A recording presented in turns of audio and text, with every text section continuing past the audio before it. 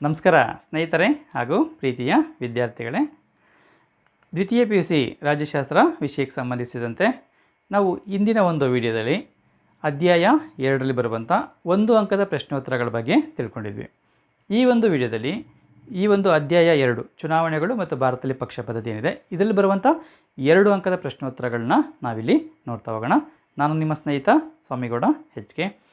ಈ ಒಂದು ವಿಡಿಯೋ ನೋಡಿದ ನಂತರದಲ್ಲಿ ಈ ಒಂದು ಚಾನಲ್ನ ಸಬ್ಸ್ಕ್ರೈಬ್ ಮಾಡ್ಕೊಳ್ಳಿ. ಕೊನೆಯಲ್ಲಿ ಸಬ್ಸ್ಕ್ರಿಪ್ಷನ್ ಬಟನ್ ಇರುತ್ತೆ, ಅದನ್ನು ಪ್ರೆಸ್ ಮಾಡೋ ಮೂಲಕ ನೀವು ಸಬ್ಸ್ಕ್ರಿಪ್ಷನ್ ಮಾಡ್ಕೋಬೋದು.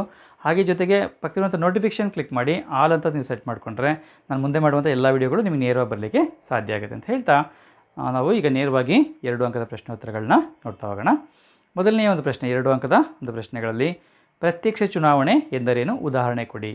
ನಾನು ಈ 1 ಅಂಕದ ಪ್ರಶ್ನೆಗಳಲ್ಲೂ ಕೂಡ ಇದನ್ನು ಹೇಳಿರ್ತೇನೆ, ಇಲ್ಲಿ ಗಮನಿಸ್ಕೊಳ್ಳಿ.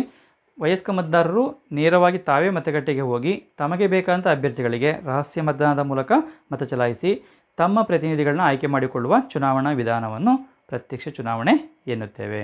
ಇದಕ್ಕೆ ಉದಾಹರಣೆ ಅಂತಂದರೆ ಅಮೆರಿಕದ ಪ್ರತಿನಿಧಿ ಸದನ ಚುನಾವಣೆ, ಹಾಗೆ ಭಾರತದ ಲೋಕಸಭಾ ಚುನಾವಣೆ, ಹಾಗೆ ಇಂಗ್ಲೆಂಡಿನ ಸಾಮಾನ್ಯ ಸಭೆ ಚುನಾವಣೆ, ಕರ್ನಾಟಕದ ವಿಧಾನಸಭೆ ಚುನಾವಣೆ, ಹಾಗೆ ಗ್ರಾಮ ಪಂಚಾಯಿತಿ, ತಾಲೂಕು ಪಂಚಾಯತ್, ಜಿಲ್ಲಾ ಪಂಚಾಯತ್ ಚುನಾವಣೆಗಳು. ಉದಾಹರಣೆಗಳನ್ನ ನೀವು ಎಂದರೇನು ಅಂತ ಬರೆದ ನಂತರದಲ್ಲಿ ಯಾವುದಾದ್ರು ಒಂದು ಉದಾಹರಣೆ ಬರೆದ್ರೆ ಸಾಕಾಗುತ್ತೆ.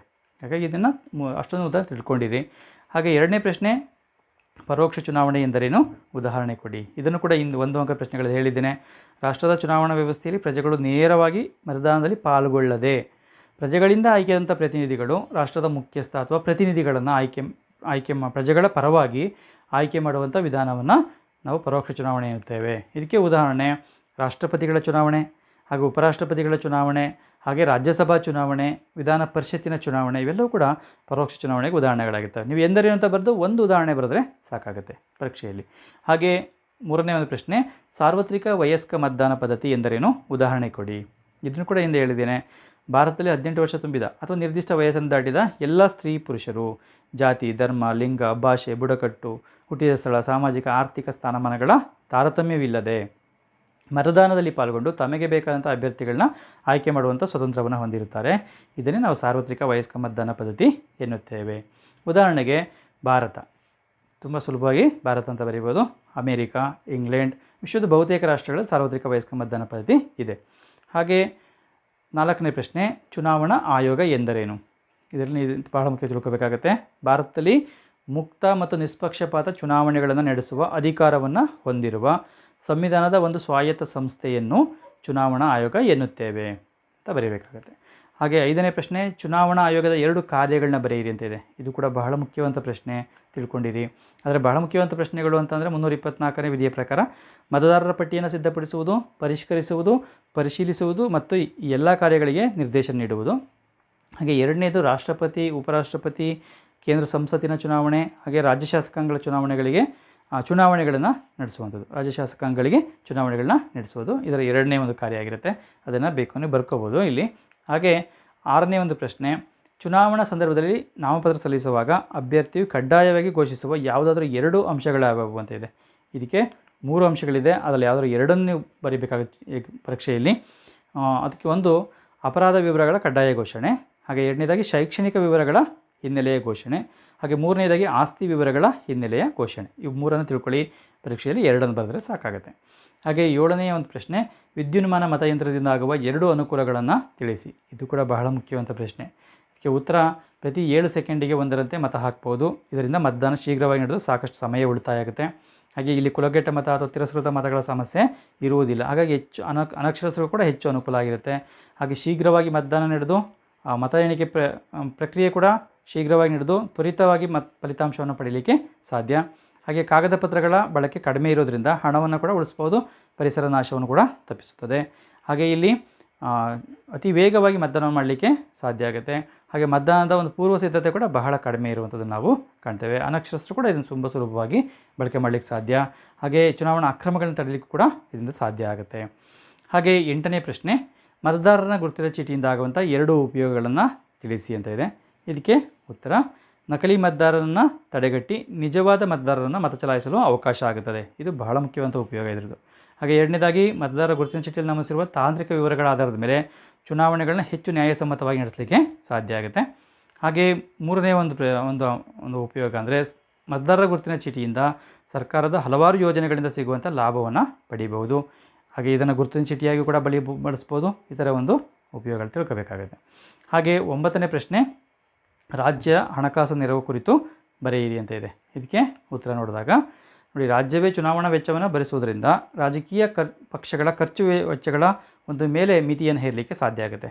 ಹಾಗೆ ಹಣ ಮತ್ತು ತೋಳ್ಬಲಗಳ ಒಂದು ಪ್ರಭಾವವನ್ನು ಕಡಿಮೆ ಮಾಡಲಿಕ್ಕೆ ಸಾಧ್ಯ ಆಗುತ್ತೆ. ಹಾಗೆ ಹಣ ಮತ್ತು ತೋಳ್ಬಲವಿಲ್ಲದ ಸಾಮಾನ್ಯ ವ್ಯಕ್ತಿಗಳು ಸಹ, ಹಾಗೆ ಸಣ್ಣ ಪುಟ್ಟ ರಾಜಕೀಯ ಪಕ್ಷಗಳು ಸಹ ಚುನಾವಣೆಯಲ್ಲಿ ಸ್ಪರ್ಧಿಸಿ ಗೆಲ್ಲಲಿಕ್ಕೆ ಸಾಧ್ಯ ಆಗುತ್ತೆ. ಹಾಗೆ ಇದು ಚುನಾವಣೆಯಲ್ಲಿ ಕಪ್ಪು ಹಣದ ಬಳಕೆಗೆ ತಡೆಯನ್ನು ಹಾಕುತ್ತೆ. ಹಾಗೆ ಪಕ್ಷಗಳ ಒಂದು ಚುನಾವಣಾ ವೆಚ್ಚದಲ್ಲಿ ಪಾರದರ್ಶಕತೆಗೆ ಒಂದು ತರಲಿಕ್ಕೆ ಅವಕಾಶ ಕಲ್ಪಿಸ್ಕೊಡುತ್ತೆ. ಹಾಗೆ ಇದರ ಬಗ್ಗೆ ಮುಖ್ಯವಾಗಿ ವಾಂಚು ಸಮಿತಿ, ತಾರ್ಕೊಂಡೆ ಸಮಿತಿ ಮತ್ತು ಇಂದ್ರಜಿತ್ ಗುಪ್ತಾ ಸಮಿತಿಗಳು ಶಿಫಾರಸು ಮಾಡಿವೆ. ಇಷ್ಟು ಸಂಕ್ಷಿಪ್ತವಾಗಿ ಬರೆಯೋದನ್ನು ಅಭ್ಯಾಸ ಮಾಡಿಕೊಳ್ಳಿ. ಹಾಗೆ ಮುಂದಿನ ಒಂದು ಪ್ರಶ್ನೆ, 10ನೇ ಪ್ರಶ್ನೆ, ಚುನಾವಣಾ ಸುಧಾರಣೆಗಳಿಗೆ ಶಿಫಾರಸು ಮಾಡಿದ ಯಾವುದಾದ್ರೂ 2 ಸಮಿತಿಗಳು ಯಾವ್ಯಾವು? ಇಲ್ಲಿ ಯಾವುದಾದ್ರು 2 ಬರೀರಿ. ಹಲವಾರು ಸಮಿತಿಗಳಿದೆ, ಅಲ್ಲಿ ಎಲ್ಲ ಸಮಿತಿಯನ್ನು ಕೊಟ್ಟಿರ್ತೀನಿ, ಯಾವುದಾದ್ರು 2 ಬರೀರಿ. ತುಂಬ ಸುಲಭವಾಗಿ ನೀವು ವಾಂಚು ಸಮಿತಿ, ಹಾಗೆ ವಿ ಕೆ ತಾರ್ಕೊಂಡೆ ಸಮಿತಿ, ದಿನೇಶ್ ಗೋಸ್ವಾಮಿ ಸಮಿತಿ, ಇಂದ್ರಜಿತ್ ಗುಪ್ತಾ ಸಮಿತಿ, ನ್ಯಾಯಮೂರ್ತಿ ಕುಲ್ದೀಪ್ ಸಿಂಗ್ ಸಮಿತಿ, ಹಾಗೆ ಕಾನೂನು ಆಯೋಗದ ವರದಿ ಎಲ್ಲವೂ ಕೂಡ ನೆನ್ಪಿಟ್ಕೋಬೋದು. ಯಾವುದಾದ್ರು 2 ನೀವು ಒಂದು ಪರೀಕ್ಷೆಯಲ್ಲಿ ಬರೀಬೇಕಾಗತ್ತೆ. ಹಾಗೆ 11ನೇ ಒಂದು ಪ್ರಶ್ನೆ, ರಾಜ್ಯ ಅಥವಾ ಸರ್ಕಾರವೇ ಚುನಾವಣಾ ವೆಚ್ಚವನ್ನು ಭರಿಸಲು ಶಿಫಾರಸು ಮಾಡಿದಂಥ ಸಮಿತಿಗಳು ಯಾವುವು? ಇದಕ್ಕೆ ಆ ಸಮಿತಿಗಳನ್ನ, ಅಲ್ಲಿರುವಂಥ ಸಮಿತಿಗಳಲ್ಲಿ 3 ಆಯ್ಕೆ ಮಾಡ್ಕೋಬೇಕಾಗತ್ತೆ. ಅವುಗಳು ಯಾವುದು ಅಂದಾಗ ವಿ ಕೆ ತಾರ್ಕೊಂಡೆ ಸಮಿತಿ, ಹಾಗೆ ವಾಂಚು ಸಮಿತಿ ಮತ್ತು ಇಂದ್ರಜಿತ್ ಗುಪ್ತಾ ಸಮಿತಿ. ಈ 3 ಸಮಿತಿಗಳಲ್ಲಿ ಯಾವುದಾದ್ರು 2 ಬರೀಬೇಕಾಗತ್ತೆ. ನೀವು ಇತರೆ ಸಮಿತಿಗಳನ್ನ ಬರೀಬಾರ್ದು. ಈ ಸಂದರ್ಭದಲ್ಲಿ ಈ ಪ್ರಶ್ನೆ ಕೇಳಿದಾಗ ಈ 3ರಲ್ಲೇ ಯಾವುದಾದ್ರು 2 ಬರೀಬೇಕಾಗತ್ತೆ. ಹಾಗೆ ಮುಂದಿನ ಒಂದು ಪ್ರಶ್ನೆ, ರಾಜಕೀಯ ಪಕ್ಷದ ಒಂದು ವ್ಯಾಖ್ಯೆ ನೀಡಿ ಅಥವಾ ವ್ಯಾಖ್ಯಾನಿಸಿ ಅಂತ ಕೇಳ್ತಾರೆ. ಇದಕ್ಕೆ 2 ವ್ಯಾಖ್ಯಾನಗಳನ್ನು ಕೊಟ್ಟಿರ್ತೇನೆ, ನೀವು ಯಾವುದಾದ್ರು 1 ಬರೆದ್ರೆ ಸಾಕಾಗುತ್ತೆ. ಗಿಲ್ಕ್ರಿಸ್ಟ್ ಅವರ ಪ್ರಕಾರ ವ್ಯಾಖ್ಯಾನ ಅಂದಾಗ ನೀವು ಯಾವುದಾದ್ರು ವ್ಯಕ್ತಿಯ ಅಥವಾ ರಾಜಕೀಯ ಚಿಂತಕರ ವ್ಯಾಖ್ಯಾನವನ್ನೇ ಬರೀಬೇಕಾಗುತ್ತೆ. ಗಿಲ್ಕ್ರಿಸ್ಟ್ ಅವರ ಪ್ರಕಾರ ಸಮಾನ ರಾಜಕೀಯ ಗುರಿಗಳನ್ನ ಹೊಂದಿ ಸಂಘಟನೆಯ ಮೂಲಕ ಅಧಿಕಾರ ಪಡೆದು ತನ್ನ ಪಕ್ಷದ ಧ್ಯೇಯ ಗುರಿಗಳಿಗನುಗುಣವಾಗಿ ರಾಷ್ಟ್ರದ ಆಡಳಿತವನ್ನು ನಡೆಸುವ ಗುಂಪೇ ರಾಜಕೀಯ ಪಕ್ಷ ಎಂದಿದ್ದಾರೆ. ಇದನ್ನು ನಾನು ನೀವು ಪಾಠದಲ್ಲಿ ಗಮನಿಸ್ಕೊಳ್ಳಿ, ಅಲ್ಲಿ ವಿವರಿಸಿರ್ತೇನೆ, ಇಲ್ಲಿ ಅದನ್ನು ಹೇಳ್ಕೊಂಡು ಹೋಗ್ತೇನೆ.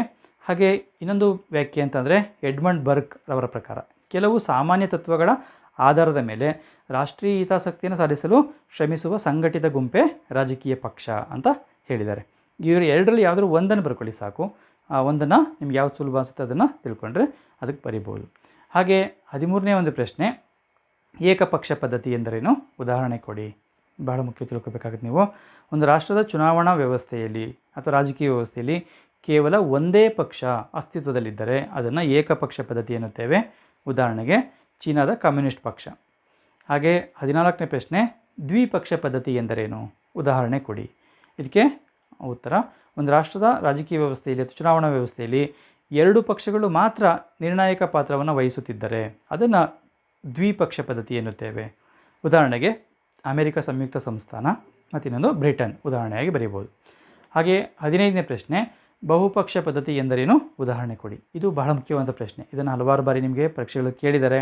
ಹಾಗೆ ಭಾಳ ಮುಖ್ಯವಾಗಿ ತಿಳ್ಕೊಳ್ಳಿ ಇದನ್ನು. ಒಂದು ರಾಷ್ಟ್ರದ ರಾಜಕೀಯ ವ್ಯವಸ್ಥೆಯಲ್ಲಿ 2ಕ್ಕಿಂತ ಹೆಚ್ಚು ಅಥವಾ ಹಲವಾರು ರಾಜಕೀಯ ಪಕ್ಷಗಳು ಚುನಾವಣೆಯಲ್ಲಿ ನಿರ್ಣಾಯಕ ಪಾತ್ರವನ್ನು ನಿರ್ವಹಿಸುತ್ತಿದ್ದರೆ ಅದನ್ನು ಬಹುಪಕ್ಷ ಪದ್ಧತಿ ಎನ್ನುತ್ತೇವೆ. ಹಾಗೆ ಉದಾಹರಣೆ ಅಂತಂದಾಗ ಭಾರತ ಉತ್ತಮ ಉದಾಹರಣೆ. ಹಾಗೆ ಫ್ರಾನ್ಸು, ಜರ್ಮನಿ, ಬ್ರೆಜಿಲ್, ಅರ್ಜೆಂಟೈನಾ ಇವುಗಳನ್ನೂ ಕೂಡ ಬರೀಬೋದು. ಆದರೆ ಸೂಕ್ತವಾದಂಥ ಉತ್ತಮ ಉದಾಹರಣೆ ಅಂದರೆ ಭಾರತವನ್ನು ನೆನ್ಪಿಟ್ಕೊಳ್ಳಿ. ಹಾಗೆ ಮುಂದಿನ ಒಂದು ಪ್ರಶ್ನೆ, ರಾಜಕೀಯ ಪಕ್ಷಗಳ 2 ಕಾರ್ಯಗಳನ್ನ ಬರೆಯಿರಿ ಅಂತ ಇದೆ. ಕಾರ್ಯಗಳನ್ನ 10 ಕಾರ್ಯಗಳಿದೆ. ಚುನಾವಣಾ ಪ್ರಣಾಳಿಕೆಯನ್ನು ಸಿದ್ಧಪಡಿಸುವುದು, ಅಭ್ಯರ್ಥಿಗಳ ಆಯ್ಕೆ, ರಾಜಕೀಯ ಶಿಕ್ಷಣ ಮತ್ತು ಅರಿವು, ಚುನಾವಣೆಯಲ್ಲಿ ಸ್ಪರ್ಧಿಸುವುದು, ಇನ್ನೂ ಹಲವಾರು ಕಾರ್ಯಗಳಿದೆ. ಅದರಲ್ಲಿ ಯಾವುದಾದ್ರು 2 ಕಾರ್ಯಗಳನ್ನ ನೆನ್ಪಿಟ್ಕೊಳ್ಳಿ. ಸಮ್ಮಿಶ್ರ ಸರ್ಕಾರ ಎಂದರೇನು? ಉದಾಹರಣೆ ಕೊಡಿ. ಇದು ಕೂಡ ಪದೇ ಪದೇ ಕೇಳುವಂಥ ಪ್ರಶ್ನೆ ಆಗಿರುತ್ತೆ. ಭಾಳ ಮುಖ್ಯವಾಗಿ ತಿಳ್ಕೊಳ್ಳಿ ಇದನ್ನು.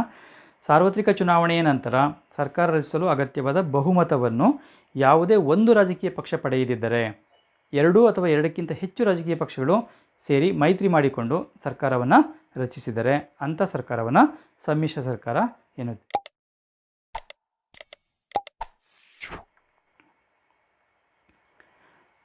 ಉದಾಹರಣೆಗೆ UPA ಸರ್ಕಾರ, ಹಾಗೆ NDA ಸರ್ಕಾರ, ಕರ್ನಾಟಕದಲ್ಲಿ JDS ಮತ್ತು ಕಾಂಗ್ರೆಸ್ ಸರ್ಕಾರ 2018ರಲ್ಲಿ ರಚನೆಯಾಗಿದ್ದು ಇವುಗಳನ್ನ ಉದಾಹರಣೆಯಾಗಿ ಕೊಡ್ಬೋದು. ಹಾಗೆ 18ನೇ ಪ್ರಶ್ನೆ, ಸಮ್ಮಿಶ್ರ ಸರ್ಕಾರ ಯಾವಾಗ ರಚನೆಯಾಗುತ್ತದೆ ಅಂತ ಪ್ರಶ್ನೆ ಇದೆ. ಇದಕ್ಕೆ ಉತ್ತರ, ಸಮ್ಮಿಶ್ರ ಸರ್ಕಾರ ರಚನೆ ಆಗುವಂಥ ಎರಡು ಸಂದರ್ಭಗಳೆಂದರೆ ಸಾರ್ವತ್ರಿಕ ಚುನಾವಣೆಗಳ ನಂತರ ಯಾವುದೇ ರಾಜಕೀಯ ಪಕ್ಷ ಬಹುಮತ ಪಡೆಯದಿದ್ದರೆ ಆಗ 2 ಅಥವಾ 2ಕ್ಕಿಂತ ಹೆಚ್ಚು ರಾಜಕೀಯ ಪಕ್ಷಗಳು ಒಟ್ಟಿಗೆ ಸೇರಿಕೊಂಡು ಚುನಾವಣೋತ್ತರ ಮೈತ್ರಿಯನ್ನು ಮಾಡಿಕೊಂಡು ಆಗ ಸಮ್ಮಿಶ್ರ ಸರ್ಕಾರವನ್ನು ರಚನೆ ಮಾಡಲಿಕ್ಕೆ ಸಾಧ್ಯ ಆಗುತ್ತೆ. ಹಾಗೆ ಎರಡನೇ ಸಂದರ್ಭ ಅಂದರೆ 2ಕ್ಕಿಂತ ಹೆಚ್ಚು ರಾಜಕೀಯ ಪಕ್ಷಗಳು ಚುನಾವಣೆಗೆ ಮೊದಲೇ ಚುನಾವಣಾ ಪೂರ್ವ ಮೈತ್ರಿಯನ್ನು ಮಾಡಿಕೊಂಡು ಚುನಾವಣೆಯನ್ನು ಎದುರಿಸಿ ಬಹುಮತ ಪಡೆದು ಸಮ್ಮಿಶ್ರ ಸರ್ಕಾರ ರಚನೆ ಆಗುತ್ತೆ. ಹಾಗೆ 19ನೇ ಪ್ರಶ್ನೆ, ರಾಷ್ಟ್ರೀಯ ಪಕ್ಷಗಳನ್ನು ಹೆಸರಿಸಿ ಅಂತಿದೆ. ಇದಕ್ಕೆ ರಾಷ್ಟ್ರೀಯ ಪಕ್ಷಗಳು ಅಂತಂದರೆ ಭಾರತೀಯ ಜನತಾ ಪಕ್ಷ BJP, ಹಾಗೆ ಭಾರತೀಯ ರಾಷ್ಟ್ರೀಯ ಕಾಂಗ್ರೆಸ್ ಪಕ್ಷ INC ಇಂಡಿಯನ್ ನ್ಯಾಷನಲ್ ಕಾಂಗ್ರೆಸ್, ಹಾಗೆ ಬಹುಜನ ಸಮಾಜ ಪಕ್ಷ, ಹಾಗೆ ಭಾರತೀಯ ಕಮ್ಯುನಿಸ್ಟ್ ಪಕ್ಷ. ಇವುಗಳನ್ನ ಮುಖ್ಯವಾಗಿ ನೆನಪಿಟ್ಕೊಳ್ಳಿ. ನಿಮಗೆ ತುಂಬ ಸುಲಭವಾಗಿ ಭಾರತೀಯ ರಾಷ್ಟ್ರೀಯ ಕಾಂಗ್ರೆಸ್, ಭಾರತೀಯ ಜನತಾ ಪಕ್ಷ ಇವುಗಳನ್ನ ಮುಖ್ಯವಾಗಿ ನೆನಪಿಟ್ಕೋಬೋದು. ಹಾಗೆ ಮುಂದಿನ ಪ್ರಶ್ನೆ 20ನೇ ಪ್ರಶ್ನೆ, ಪ್ರಮುಖ ಪ್ರಾದೇಶಿಕ ಪಕ್ಷಗಳು ಯಾವುವು ಅಂತ ಇದೆ. ಇದಕ್ಕೆ ಸರಿಯಾದಂಥ ಉತ್ತರ ಪ್ರಮುಖ ಪ್ರಾದೇಶಿಕ ಪಕ್ಷಗಳೆಂದರೆ JDS, TDP, DMK, JMM, ಹಾಗೆ AIADMK, JDU, ಶಿವಸೇನೆ, ಅಕಾಲಿದಳ ಈ ಒಂದು ಪಕ್ಷಗಳನ್ನ ನೆನಪಿಟ್ಕೊಳ್ಳಿ ಭಾಳ ಮುಖ್ಯವಾಗಿ. ಇದಿಷ್ಟು ಕೂಡ 2 ಅಂಕದ ಬಹುಮುಖ್ಯವಾದಂಥ ಪ್ರಶ್ನೆಗಳು ಈ ಒಂದು ಅಧ್ಯಾಯದಲ್ಲಿ ಬರುವಂಥದ್ದು. ಹಾಗೆ ಮುಂದಿನ ಒಂದು ವಿಡಿಯೋದಲ್ಲಿ ನಾವು ಅಧ್ಯಾಯ 2ರಲ್ಲಿ ಬರುವಂಥ 5 ಮತ್ತು 10 ಅಂಕದ ಒಂದು ಪ್ರಶ್ನೋತ್ತರಗಳೇನಿದೆ ಅವುಗಳ ಬಗ್ಗೆ ನೋಡೋಣ. ಅದರಲ್ಲಿ ಬಹಳ ಮುಖ್ಯವಾಗಿ ಆ ಒಂದು ಪ್ರತ್ಯಕ್ಷ ಮತ್ತು ಪರೋಕ್ಷ ಚುನಾವಣೆಗಳ ವ್ಯತ್ಯಾಸಗಳೇನು ಅದ್ರ ಬಗ್ಗೆ ನಾವು ತಿಳ್ಕೊಳ್ತಾ ಹೋಗೋಣ ಅಂತ ಹೇಳ್ತಾ ಈ ಒಂದು ವಿಡಿಯೋ ನೋಡೋಕ್ಕಾಗಿ ಧನ್ಯವಾದಗಳು. ಹಾಗೆ ಈ ಒಂದು ವಿಡಿಯೋ ನಿಮಗೆ ಇಷ್ಟವಾಗಿದ್ದರೆ ನೋಡಿ ಲೈಕ್ ಮಾಡಿ. ಹಾಗೆ ಈ ಒಂದು ಚಾನಲ್ನ ನೀವು ಸಬ್ಸ್ಕ್ರೈಬ್ ಮಾಡ್ಕೊಂಡಿಲ್ಲ ಅಂತಂದರೆ ಈ ಒಂದು ಚಾನಲ್ ಸಬ್ಸ್ಕ್ರೈಬ್ ಮಾಡ್ಕೊಳ್ಳಿ. ಹಾಗೆ ಪಕ್ಕದಲ್ಲಿರುವಂಥ ನೋಟಿಫಿಕೇಷನ್ನ ಸೆಟ್ ಮಾಡಿಕೊಂಡು ನೀವು ಮುಂದೆ ಬರುವಂಥ ಎಲ್ಲ ವಿಡಿಯೋಗಳನ್ನ ನೋಡ್ಕೊಳ್ಳಿಕ್ಕೆ ಸಾಧ್ಯ ಆಗುತ್ತೆ ಅಂತ ಹೇಳ್ತಾ ಈ ಒಂದು ವಿಡಿಯೋ ನೋಡೋಕ್ಕಾಗಿ ಮತ್ತೊಮ್ಮೆ ಧನ್ಯವಾದಗಳು. ನಮಸ್ಕಾರ.